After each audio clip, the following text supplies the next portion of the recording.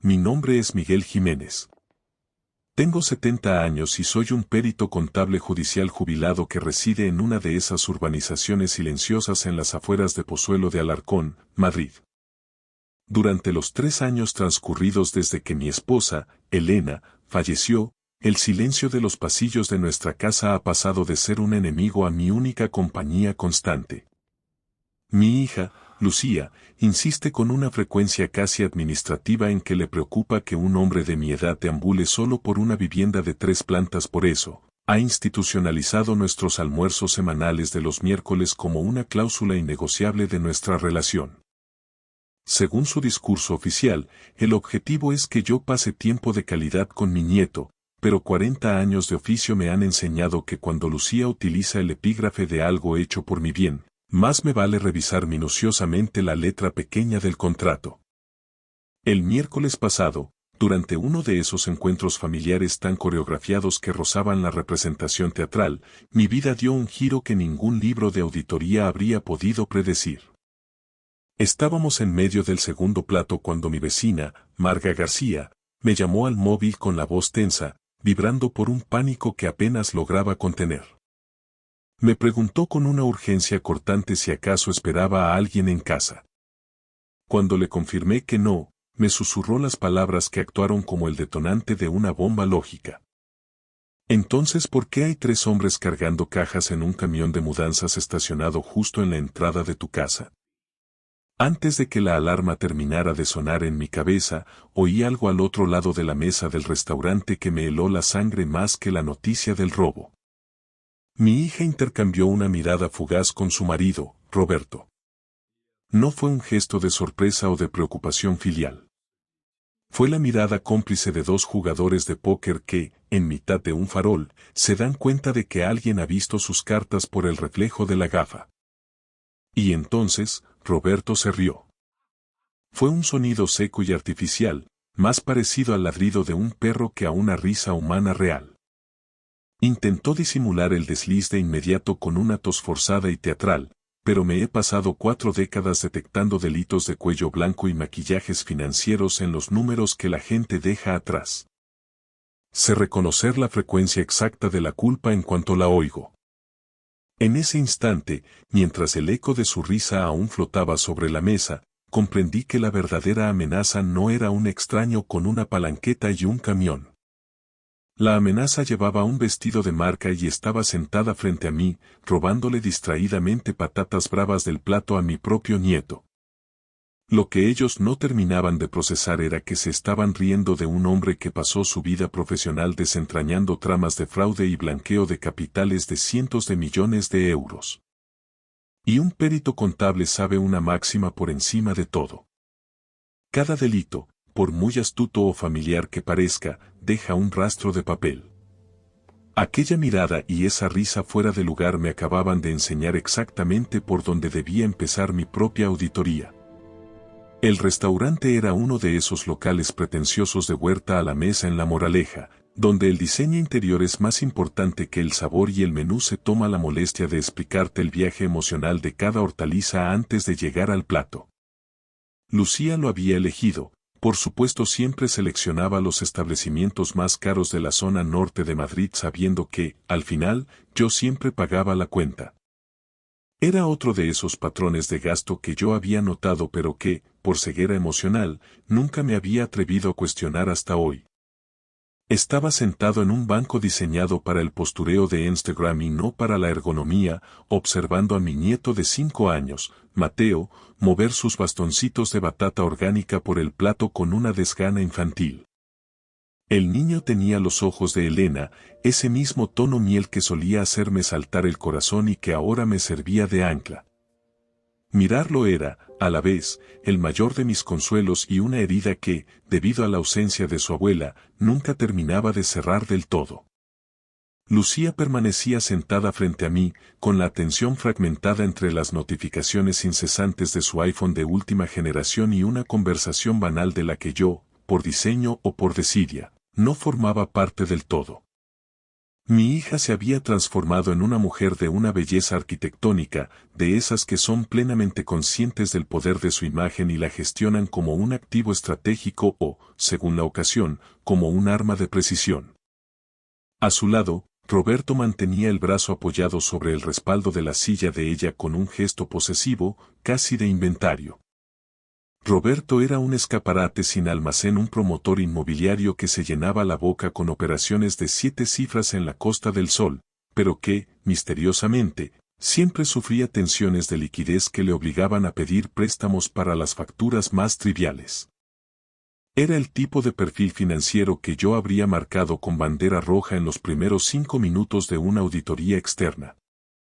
¿Quieres más agua, papá?, preguntó Lucía sin llegar a despegar los ojos de la pantalla.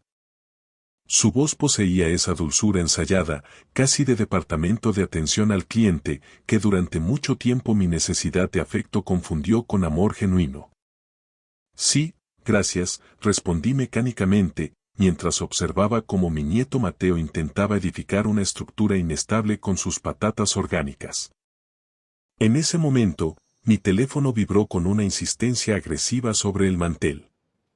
El identificador no dejaba lugar a dudas. Marga García, mi vecina desde hace 15 años y la única persona en la urbanización que no se perdía en formalidades.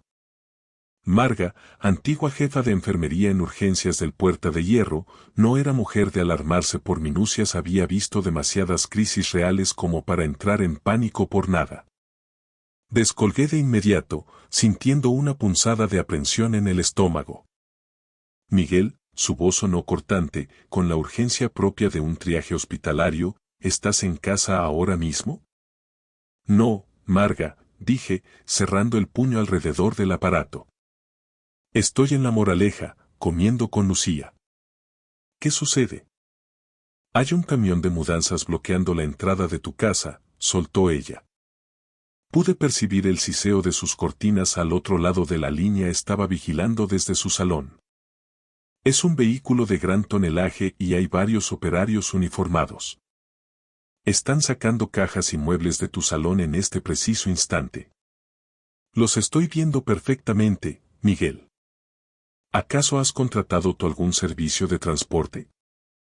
El mundo, tal y como lo conocía, sufrió un desplazamiento de carga.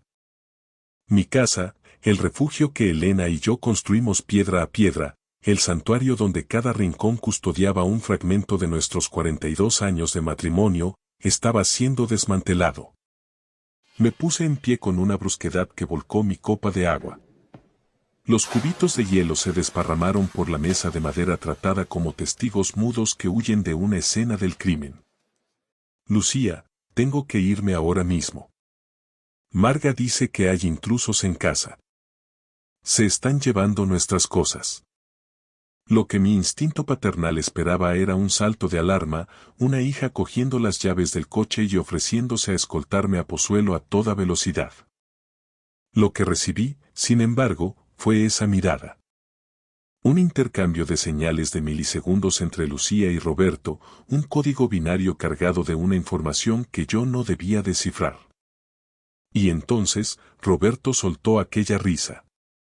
Estaba fuera de registro el tono, la cadencia y la forma en que intentó ahogarla de inmediato revelaban una verdad espantosa. Lo camufló con un ataque de tos forzado, golpeándose el esternón con una teatralidad que me resultó insultante. Se me ha ido el agua por el otro lado, consiguió articular con los ojos enrojecidos. Lo siento, Miguel. Seguro que es un error. Será un camión de reparto que se ha equivocado de número en la urbanización. Ya sabes que el GPS se vuelve loco con las calles nuevas de Pozuelo. Lucía sintió con una rapidez casi convulsiva. Tiene razón, papá. ¿Recuerdas cuando aquel repartidor de Amazon dejó los muebles de jardín de los vecinos en nuestro porche? Terminemos el postre con calma y luego vamos todos juntos a comprobarlo. No hay necesidad de alarmarse por una confusión de transportistas. Pero el perito contable que habita en mí ya había emitido un dictamen. Vi el destello de miedo en las pupilas de mi hija antes de que lograra enmascararlo con su habitual condescendencia. Vi la risa de Roberto, la reacción típica del estafador que ve cómo su ingeniería social empieza a agrietarse. Durante 40 años, mi sustento dependió de cazar a personas en mentiras que ni siquiera sabían que estaban formulando. Podía detectar el fraude en el espaciado de un balance o en la tensión del pulso de quien sostiene una taza de café. Y en ese momento, cada terminación nerviosa entrenada en 4 décadas de auditoría forense me gritaba que mi propia hija no solo sabía qué estaba pasando en mi casa, sino que ella era la mano que movía los hilos. Sin decir una palabra más, saqué varios billetes, los dejé sobre la mesa para cubrir la cuenta, deposité un beso cargado de tristeza en la frente de Mateo y abandoné el restaurante sin concederles una segunda mirada. Mientras caminaba hacia el aparcamiento, sentí sus ojos clavados en mi nuca como proyectiles. Supe, con la fría certeza de quien analiza un flujo de caja negativo, que no solo conducía de vuelta a mi hogar para denunciar un robo. Conducía hacia una colisión frontal con una traición que amenazaba con incinerar los cimientos de mi memoria familiar.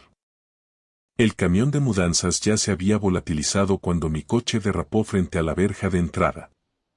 En su lugar no quedaba más que una ausencia densa, un vacío que se sentía casi físico, como si hubieran extirpado un órgano vital de la propiedad. Me quedé inmóvil en el umbral, con el motor aún caliente emitiendo chasquidos, mirando las marcas frescas de los neumáticos grabadas en el hormigón del acceso. Fue entonces cuando sentí la primera oleada de un miedo real, gélido y profesional. Marga me recibió en la acera con el rostro demudado por una preocupación que desbordaba sus protocolos de antigua enfermera.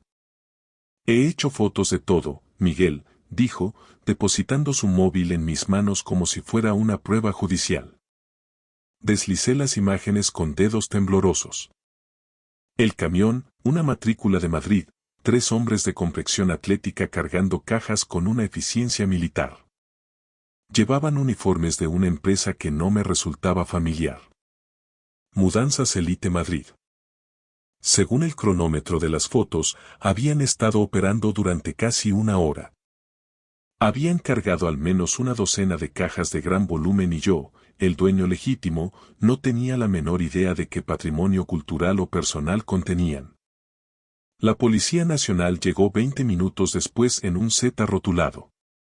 2 agentes de la escala básica, lo suficientemente jóvenes como para ser mis nietos, tomaron mi declaración con esa condescendencia paciente que los funcionarios reservan para los ciudadanos que consideran vulnerables.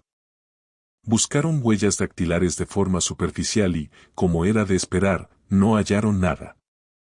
Examinaron los bombines de las cerraduras. Ni un rasguño, ni signos de apalancamiento o entrada forzada. Fue cuando revisamos el registro del sistema de seguridad, un equipo de alta gama que instalé tras el sepelio de Elena, cuando apareció la primera grieta sísmica en mi realidad. Caballero, dijo el agente de mayor rango, frunciendo el ceño mientras consultaba su tableta sincronizada con la central de alarmas, según los registros telemáticos. Su sistema fue desactivado ayer a las 14:47. Se validó mediante el código maestro de administrador. Y la puerta principal se abrió esta mañana a las 10:15, empleando de nuevo el mismo código. En nuestro sistema consta como una entrada autorizada por el propietario. Autorizada. La palabra quedó suspendida en el aire del salón como un gas tóxico. No le he facilitado mi código de seguridad a nadie, afirmé con rotundidad. Pero mientras las sílabas abandonaban mis labios, la memoria me traicionó con un destello de culpabilidad. Se lo había dado a Lucía el otoño pasado, cuando se ofreció a supervisar una revisión de la caldera mientras yo cumplía con una serie de pruebas cardiológicas. Se lo di porque era mi sangre, porque era la heredera de todo esto y porque, estúpidamente, creía que la confianza familiar era un axioma, no una variable. Los agentes sugirieron con desgana que cambiara las claves de inmediato. Me recomendaron redactar un inventario pormenorizado para la denuncia formal y se marcharon con esa sonrisa compasiva que se le dedica a un anciano que empieza a perder el hilo de su propia vida. No lo verbalizaron, pero lo leí en su lenguaje corporal. Para ellos, esto era un asunto doméstico. La típica disputa de herencias en vida donde los hijos se toman libertades excesivas con el mobiliario de los padres. Tal vez, si yo fuera otro tipo de hombre, un jubilado más dócil, habría aceptado esa narrativa reconfortante para evitar el dolor. Pero me he pasado 40 años siguiendo el rastro del dinero, rastreando hilos invisibles de fraude fiscal y alzamiento de bienes a través de laberintos de libros contables y cuentas en paraísos fiscales. Sabía que los delitos de esta envergadura no ocurren por generación espontánea. Tienen raíces financieras, patrones de comportamiento y una cronología oculta. Lo que estaba sucediendo en mi hogar no había comenzado con un camión de mudanzas, el camión era solo la fase de ejecución. La planificación había empezado mucho antes y yo pensaba auditar cada segundo de ella. Tras la marcha de la patrulla, recorrí las estancias con la atención metódica y fría de un investigador de la policía científica. No buscaba lo que faltaba, todavía no me importaban los objetos. Buscaba lo que era anómalo.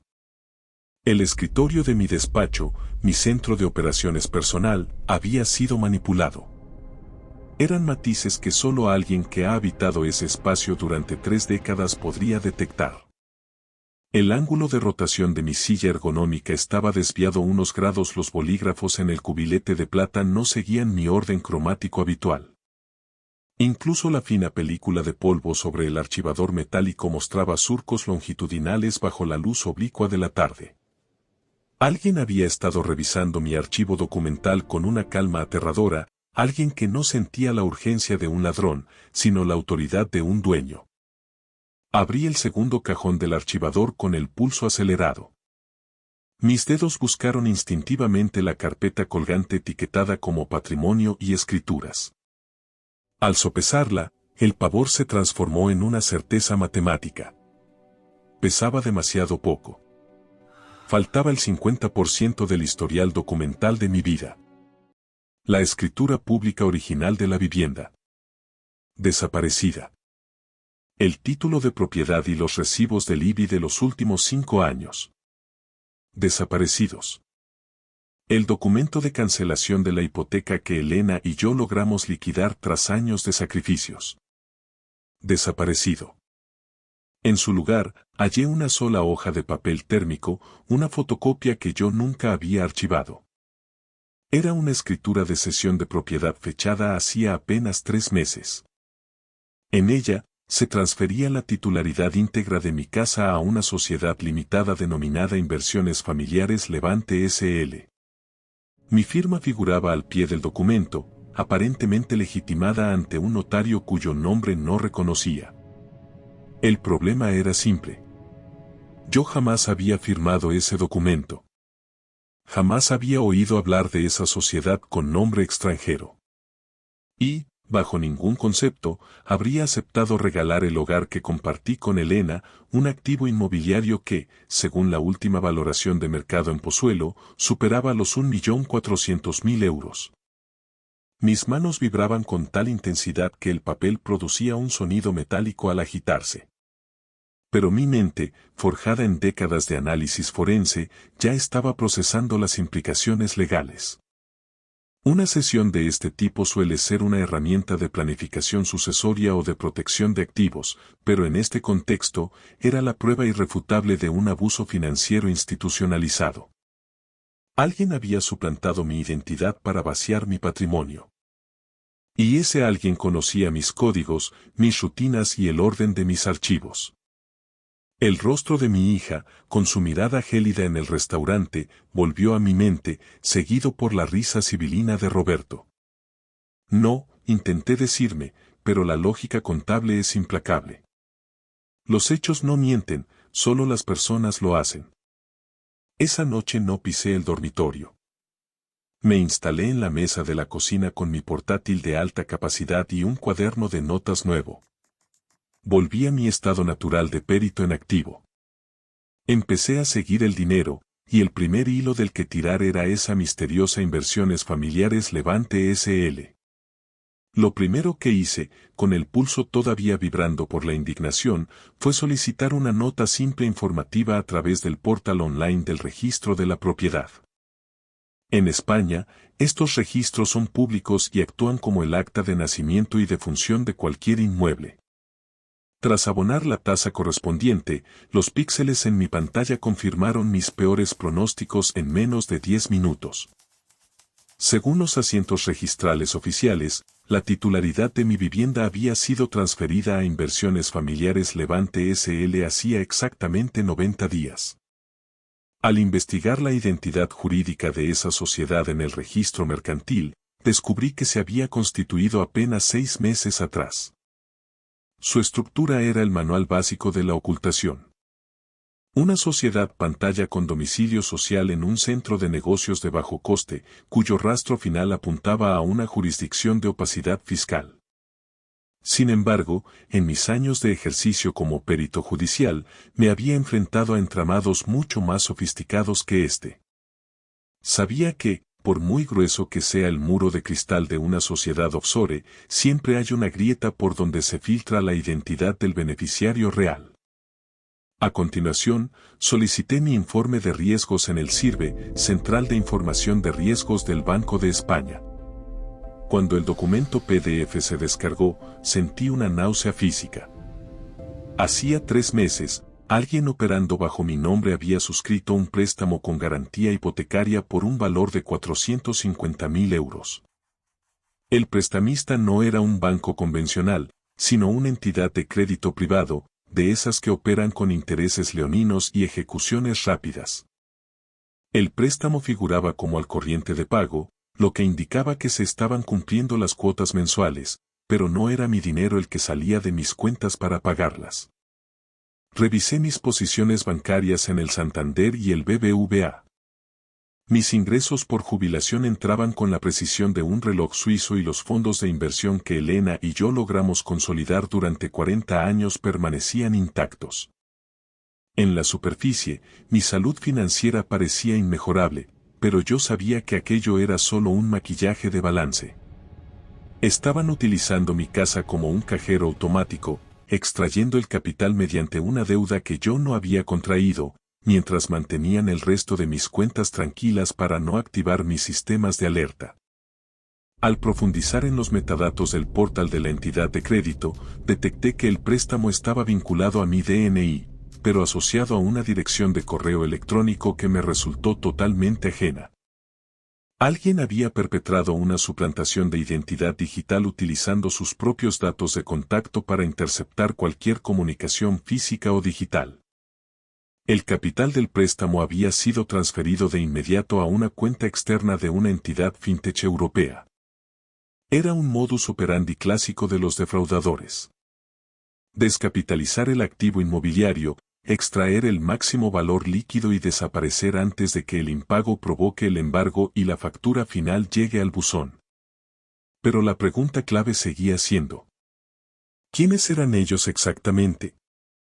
Necesitaba una prueba de cargo que vinculase el fraude con personas físicas. Pasé las siguientes 3 horas revisando cada carta, cada folleto y cada notificación recibida en los últimos 6 meses, una manía de archivar hasta el último papel por la que Elena siempre solía bromear conmigo. Ahora, esa obsesión por el orden era mi mejor arma. Lo encontré enterrado en una carpeta de varios de hace 4 meses. Una notificación de una notaría del centro de Madrid confirmando una cita el 15 de marzo para una legitimación de firmas a domicilio.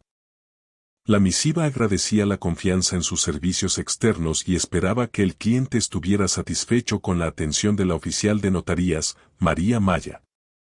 Yo nunca programé esa cita. Jamás había visto a esa tal María Maya. Y el 15 de marzo, según mi agenda personal, estuve en el Hospital Quirón para mi revisión cardiológica anual. Lucía se había ofrecido con una insistencia inusual a llevarme a esa cita, argumentando que le aterraba que yo condujera en ayunas tras el análisis de sangre. Lucía sabía, con precisión quirúrgica, que yo estaría fuera de mi hogar al menos 3 horas esa mañana. Las piezas del puzzle encajaban con una armonía siniestra, y cada conexión era más dolorosa que la anterior. Por un instante, sentí el impulso irracional de llamar a Lucía y exigirle una explicación a gritos, pero el perito forense que llevo dentro se impuso. Enfrentarme a ella ahora solo le daría la ventaja estratégica de destruir pruebas, vaciar las cuentas restantes o, peor aún, iniciar un proceso para intentar declararme incapaz y hacerme dudar de mi propia cordura. Necesitaba un aliado que no tuviera vínculos emocionales con mi hija, alguien que viera los números y los hechos con la misma frialdad que yo. A la mañana siguiente, marqué un número que guardaba en mi cartera de piel desde hacía más de una década. Víctor Reyes había sido el inspector jefe de la UDEF, Unidad de Delincuencia Económica y Fiscal, durante el macroproceso por el fraude de los fondos de pensiones en el que yo actué como perito judicial estrella. Se había retirado del servicio activo hacía 2 años para fundar su propia consultoría de inteligencia y riesgos. Víctor, dije cuando oí su voz grave al otro lado de la línea, soy Miguel Jiménez. Necesito tus ojos y tu placa, aunque sea la de jubilado. Me han robado la vida desde dentro y necesito pruebas antes de que ejecuten la fase final. 45 minutos después, me hallaba sentado en su despacho de la calle Zurbano, en pleno centro de Madrid, desglosando cada hallazgo con la precisión de un informe pericial. Cuando terminé mi exposición, Víctor se sumió en un silencio denso, de esos que en la UDEF precedían a las detenciones importantes. Miguel, sentenció finalmente, esto es duro de procesar, pero como profesional sabes que los números no tienen sentimientos. Todo lo que describes es un manual de abuso financiero de mayores. Es una patología social más común de lo que la opinión pública sospecha, y el 90% de las veces el victimario es alguien en quien la víctima deposita su confianza absoluta. El uso del código maestro, el acceso selectivo a tus archivos y la elección quirúrgica del día de la cita médica demuestran una planificación premeditada desde tu círculo más íntimo. Lo sé, Víctor, respondí con una frialdad que me sorprendió a mí mismo. Pero no he venido aquí a buscar consuelo, sino pruebas de cargo. Víctor asintió con parsimonia y anotó 4 puntos en su cuaderno. Requerimiento notarial. Solicitaremos formalmente los registros de la notaría. Esa oficial, María Maya, tendrá que declarar bajo juramento quién se personó realmente en tu domicilio aquel 15 de marzo. Levantamiento del velo. Vamos a destripar esa sociedad limitada. Tengo analistas que rastrean estructuras offshore en minutos. Rastreo del cash flow. Seguiremos el rastro de los 450.000 euros. En el sistema bancario actual, mover esa cantidad sin dejar una huella digital es casi imposible. Operación de silencio. Y lo más importante, Miguel. Vamos a auditar sus vidas sin que sospechen nada. Necesito que sigas siendo el abuelo dócil. ¿Te ves capaz? He pasado mi carrera rodeado de tiburones financieros y estafadores de guante blanco, repliqué. Puedo fingir demencia senil si eso ayuda a que bajen la guardia. Las siguientes 3 semanas fueron un ejercicio de tortura psicológica. Continué con el ritual de los miércoles en La Moraleja, sentado frente a Lucía y Roberto, intercambiando banalidades sobre el colegio bilingüe de Mateo o el momento dulce que supuestamente atravesaba el mercado inmobiliario de lujo. Sonreí con una máscara de orgullo cuando Lucía me mostró las fotos de unas vacaciones familiares en un resort de Tenerife que debieron costar una fortuna. Asentí con una falsa empatía cuando Roberto se quejó de los retrasos administrativos en sus promociones. Pero cada noche recibía el parte de guerra de Víctor. La oficial de la notaría, María Maya, fue el eslabón más débil. En cuanto el investigador de Víctor le sugirió que su licencia profesional y una posible imputación por falsedad en documento público estaban sobre la mesa, se desmoronó. Confesó que Lucía había sido su interlocutora, quien aportó la documentación y quien, de forma temeraria, firmó con mi nombre mientras ella, a cambio de una suculenta comisión por desplazamiento, miraba hacia otro lado ignorando que la firmante era una mujer 30 años menor que la foto del DNI. La sociedad pantalla, Inversiones Familiares Levante, era una carcasa vacía gestionada por un testaferro profesional, pero los contactos de Víctor llegaron hasta el cerebro jurídico. Un abogado llamado Ignacio Moreno. Al auditar otros expedientes de Moreno, el nombre de Roberto apareció como un virus. Estaba vinculado a una decena de sociedades fantasma, promociones fallidas en la Costa del Sol y una sentencia por estafa civil que habían logrado mantener oculta bajo acuerdos de confidencialidad. El destino de los 450.000 euros fue lo más revelador. 150.000 fueron succionados de inmediato para cancelar deudas de tarjetas de crédito y préstamos personales a nombre de Roberto. 100.000 sirvieron como señal para la compra de un apartamento en una urbanización de lujo en Marbella, registrado a nombre exclusivo de Lucía. 50.000 se desviaron a una plataforma de trading de alto riesgo, donde ya habían perdido la mitad del capital. 150.000 se habían esfumado en retiradas sistemáticas de efectivo en cajeros y ventanilla durante los últimos 90 días. Estaban desguazando mi patrimonio a una velocidad de vértigo. Y lo peor estaba por llegar. Víctor interceptó correos electrónicos entre Lucía y una inmobiliaria de alto standing en Pozuelo. Planeaban poner mi casa en el mercado en menos de un mes, aprovechando la escritura falsa. El precio de salida: 1.300.000 euros. Tenemos evidencias para ganar un juicio, me advirtió Víctor, pero una instrucción judicial en España puede durar años. Si queremos recuperar tu casa y tu paz de forma inmediata, necesitamos una confesión. Tenemos que hacer que se incriminen ellos mismos. 3 días después, siguiendo el plan de Víctor, invité a Lucía y a Roberto a cenar en mi casa de Pozuelo. Les dije que, tras reflexionar sobre la soledad y mi edad, quería formalizar la planificación de mi herencia y donarles algunos activos en vida. Observé el rostro de mi hija y, por primera vez, vi la codicia pura filtrándose por sus poros, apenas camuflada tras una sonrisa de preocupación filial. Claro, papá, respondió con una voz que pretendía ser dulce, pero que me sonó a metal rozando cristal. De hecho, Roberto y yo también queríamos hablar contigo de eso. Para asegurarnos de que tu futuro esté bien cubierto y no tengas que preocuparte por nada. El futuro, pensé mientras les abría la puerta.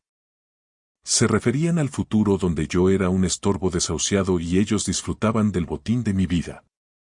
Estaban entrando en mi casa por última vez como dueños de la situación. No sabían que la auditoría final acababa de empezar. Preparé el famoso asado de Elena, siguiendo paso a paso la receta que había memorizado tras 4 décadas de matrimonio. Puse la mesa con nuestra mejor vajilla, la de la boda, y rescaté del mueble bar un Rioja que guardábamos para una ocasión especial. Hice que todo pareciera lo más normal, cálido y acogedor posible, el escenario perfecto para una última cena familiar. Llegaron a las 6 de la tarde con Mateo. Mi nieto corrió a mis brazos con esa inocencia que solo tienen los niños de 5 años y, por un momento, el peso de lo que estaba a punto de ocurrir casi me desmorona. Este niño crecería cargando con el estigma de que sus padres eran unos criminales de guante blanco. Esa era una herida transversal que nunca sanaría del todo. Pero no podía permitir que el sentimentalismo nublara mi juicio profesional. Tenía una última auditoría que ejecutar. Nos sentamos a cenar y, siguiendo la estrategia de Víctor, dejé que ellos marcaran el compás de la conversación. Lucía desplegó su habitual discurso sobre lo mucho que le angustiaba que yo viviera solo en una casa tan sobredimensionada en Pozuelo. Roberto, con una audacia que me resultaba repulsiva, mencionó una comunidad de vida asistida de ultra lujo en la zona de Aravaca de la que supuestamente había oído maravillas. Estaban preparando el terreno, construyendo su narrativa de desahucio preventivo, y les dejé creer que su ingeniería social estaba surtiendo efecto. Finalmente, durante el café y los postres, Lucía estiró el brazo y puso su mano sobre la mía con un gesto que pretendía ser protector. Papá, dijo con esa voz aterciopelada, cargada de una emoción ensayada ante el espejo, hemos estado dándole vueltas.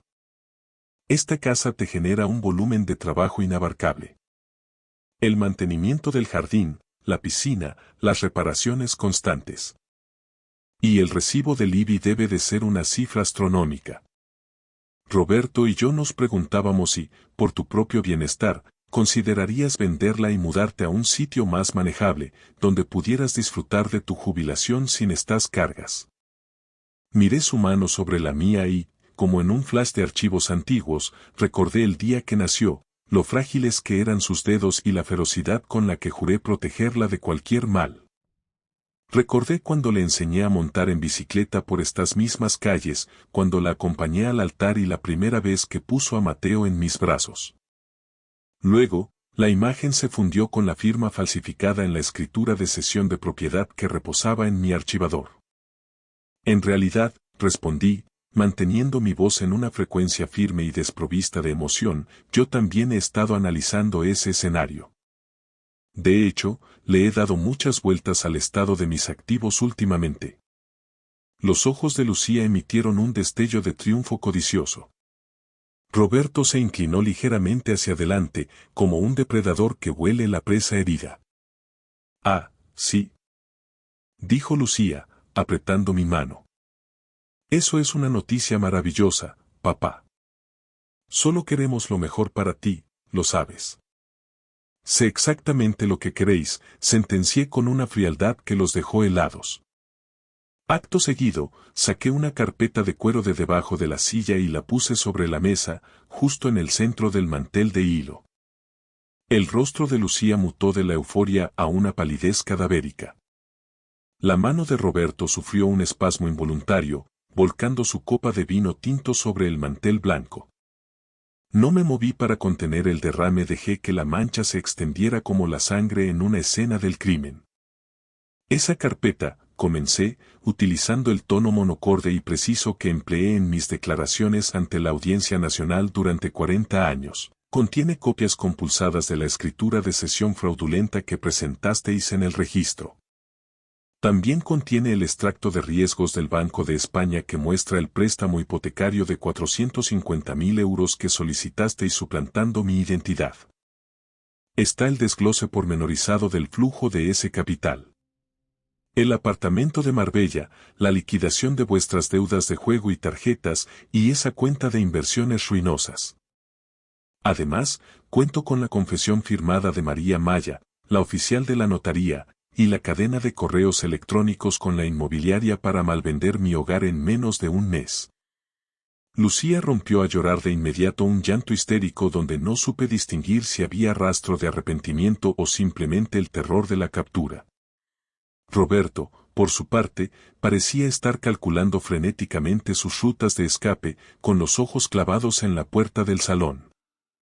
Ni se te ocurra intentar salir de aquí, Roberto, le advertí. Hay una unidad de la UDEF y un equipo de investigación privada estacionados en la calle. Esto es un asunto de extrema gravedad penal.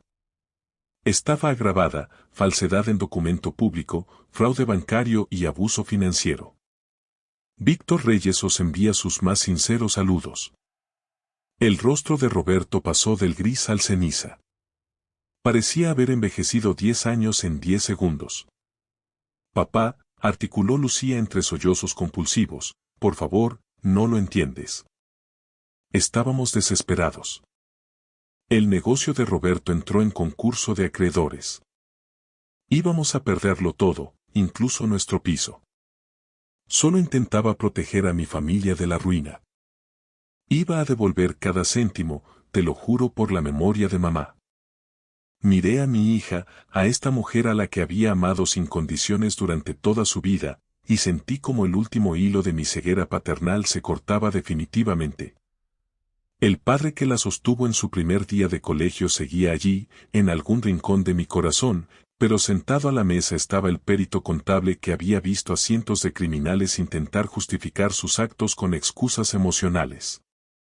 No estabas intentando proteger a tu familia, Lucía, dije en voz baja, con una tristeza infinita. Estabas intentando robarle a tu propio padre para mantener un estatus que no habéis sabido ganar. Hay una diferencia ética y legal insalvable entre la desesperación y la traición. El silencio que se instaló en el comedor era una sustancia física, un vacío de aire que pesaba sobre los hombros de los tres. Roberto hizo un amago de levantarse, un impulso primario de huida, pero mi mirada, la misma que hacía flaquear a directivos corruptos en los juzgados, lo dejó clavado en la silla de caoba. Lucía seguía sumida en un llanto rítmico, ocultando su rostro tras unas manos que ahora me parecían las de una extraña. No voy a veros entrar en prisión, sentencié, y por un milisegundo fugaz detecté un destello de esperanza, casi de victoria, en sus pupilas. Pero proseguí sin concederles un respiro. Y no lo haré por benevolencia, ni por un perdón que no os habéis ganado, sino por Mateo. No voy a permitir que el legado de mi nieto sea el estigma de crecer visitando a sus padres en los locutorios de Soto del Real.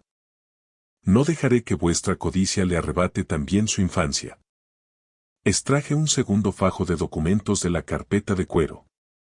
Eran acuerdos transaccionales y actas de reconocimiento de deuda, redactados con una precisión quirúrgica por el equipo jurídico de Víctor. Este es el pliego de condiciones, y no es negociable, dije, deslizando los papeles sobre la mancha de vino. Primero. Hoy mismo firmaréis la reversión de la titularidad de esta casa ante el notario que yo elija. Segundo. Pondréis a la venta el apartamento de Marbella de inmediato, y hasta el último céntimo de esa operación se destinará a liquidar el préstamo hipotecario que solicitasteis a mis espaldas. Tercero. Roberto, vas a firmar una confesión detallada, punto por punto, de cada fase de este fraude. Ese documento quedará bajo la custodia de mi abogado y no llegará a la fiscalía a menos que volváis a intentar una sola maniobra contra mi patrimonio o pongáis un pie en esta propiedad sin mi autorización expresa. ¿Y qué va a hacer de nosotros?, preguntó Roberto con una voz quebrada, despojada de toda su arrogancia de promotor de éxito. Lo que suceda con vuestro matrimonio, vuestro nivel de vida y vuestras deudas pendientes con terceros es, a partir de este instante, un problema ajeno a mi balance personal. Consideradlo el precio de vuestra libertad ambulatoria. Pero hay una cláusula adicional, la más importante para mí. Clavé mis ojos en Lucía. Ella levantó la vista, mostrando un rostro demacrado por el maquillaje corrido y una mirada que destilaba una mezcla de derrota y resentimiento. No volverás a ver a Mateo sin mi supervisión directa. Ni una tarde de parque, ni un fin de semana a solas. Has demostrado que eres capaz de sacrificar la estabilidad y el futuro de tu propio hijo para sufragar un estilo de vida que no te corresponde. A partir de hoy, yo gestionaré un fondo fiduciario blindado para su educación y su porvenir, totalmente fuera del alcance de vuestras manos y de vuestras deudas. El proceso de reconstrucción de mi realidad llevó meses de gestiones burocráticas y legales. Con la asesoría estratégica de Víctor, logramos revertir la inscripción en el registro de la propiedad y cancelar el préstamo leonino. Lucía y Roberto se vieron obligados a liquidar casi todos sus activos para evitar la vía penal. Se mudaron a un modesto piso de alquiler en la periferia de Madrid y, aunque mi hija intenta contactar conmigo de vez en cuando bajo el pretexto de pedir perdón, el perito que hay en mí sabe distinguir el remordimiento real de la necesidad financiera. Sé que lo que extraña es el acceso a mi solvencia, no la presencia de su padre. He asimilado una lección vital dolorosa y tardía. El amor no es sinónimo de confianza. Se puede amar a alguien con cada fibra del ser y, simultáneamente, tener la obligación moral de verificar cada una de sus palabras. He aprendido que se puede mantener a la familia cerca mientras uno se blinda contra sus peores instintos. El amor incondicional es un sentimiento noble, pero la confianza incondicional es, en términos contables, un riesgo sistémico que nadie debería asumir. A mis 70 años, pensaba que mis días de rastrear flujos de caja y detectar alzamientos de bienes habían quedado sepultados bajo la jubilación. Pero cuando el crimen llamó a mi propia puerta, ejecutado por mi propia sangre, fueron esas mismas habilidades, el ojo clínico para el engaño y el respeto sagrado por el rastro de papel, las que salvaron el trabajo de toda una vida. Algunos sostendrán que la lealtad familiar debe prevalecer sobre la justicia. A ellos les respondo con la frialdad de los hechos. Lucía dejó de ejercer como mi hija en el preciso instante en que decidió que yo no era un padre, sino un activo líquido que ejecutar. Le debía mi amor, y siempre guardaré en un rincón de mi memoria a la niña que fue, pero no le debía mi hogar, ni mi seguridad, ni el sacrificio de mi dignidad. Recogí la mesa, lavé la vajilla de Elena y, por primera vez en mucho tiempo, el silencio de la casa no se sintió como una ausencia, sino como una victoria. Gracias por escuchar mi historia hasta el final. Si resonó contigo, dale like, escribe en los comentarios qué fue lo que más te tocó y no olvides decir de dónde eres. Suscríbete al canal, vienen muchas más historias.